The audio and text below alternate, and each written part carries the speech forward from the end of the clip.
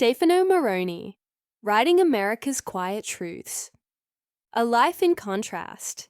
In the mountains of northern New Mexico, a small adobe house sits against the backdrop of the Sangre de Cristo Range.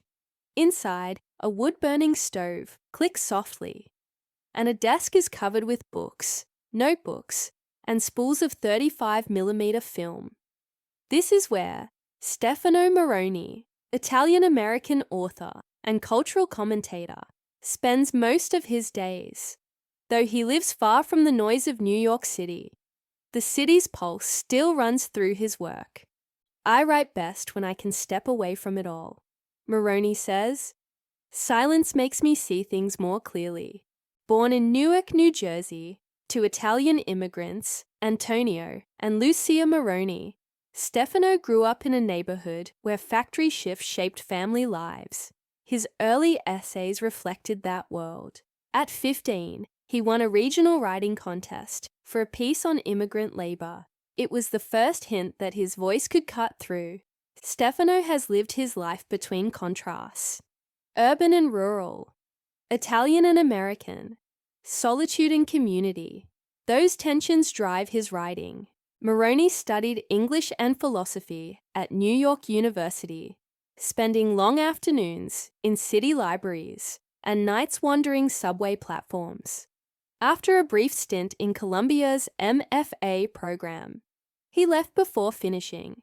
Instead, he worked at the Strand bookstore and wrote freelance for the Village Voice and Salon. His breakthrough came in 2006 with Subways of Silence, an essay in The Atlantic that captured New York's unspoken loneliness. The city gave me everything and took just as much, he later reflected. From that essay grew 3 acclaimed books. The Weight of Shadows, 2010, explored masculinity and memory. Between Here and There, 2015, blurred memoir with fiction. And The Distance Between Us, 2021, became his most celebrated work. A finalist for the National Book Critics Circle Award, critics called it a haunting meditation on belonging in a fractured nation. Maroni's style blends memoir with cultural commentary. He draws on James Baldwin's clarity, Joan Didion's cool distance, and Italo Calvino's dreamlike precision. Yet the themes are his own: immigration, identity, solitude, and the unraveling of the American dream. Today, Maroni lives alone outside Taos, New Mexico. Divorced, without children, he has embraced solitude. His days are structured with discipline: riding at dawn, hiking in the afternoons, reading by lamplight at night.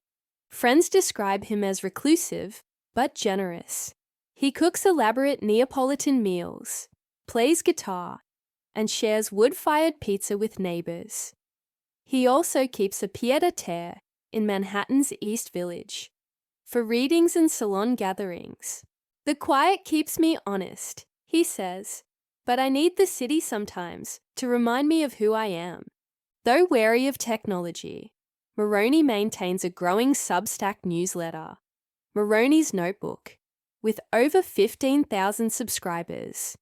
It has become a gathering place for readers who seek depth in a noisy age. His essays there touch on small-town life, literature, and the human cost of digital disconnection.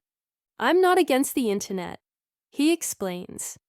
I'm against what it replaces: community, intimacy, stillness. His next manuscript, tentatively titled Desert Silence, circles themes of landscape and solitude. He insists it is not a retreat from America, but another way of seeing it. Whether in a Taos casita or a Manhattan cafe, Stefano Maroni writes with a voice that lingers. His work reminds readers that even in silence, there is a story unfolding, one about who we are, what we have lost, and how we might find belonging again.